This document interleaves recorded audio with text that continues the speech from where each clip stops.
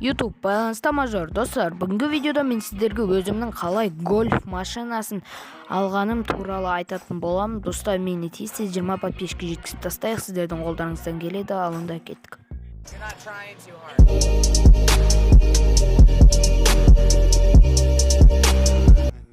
Мен өстіп автосалонға келдім. Автосалонға келіп, мен Жигули алам ба деп ойладым, яғни ВАЗ, бірақ менде категория болмады. Сосын авторинкқа келдім да.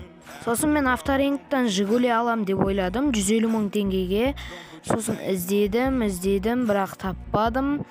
Соңында бір қара гольфқа ойым түсті. Осы гольфпен сөйлесіп, бұны 150 мыңға алған болатын. Бұл гольфті маған негізі 180 мыңға сатам деді, бірақ бәрін түсіріп алды.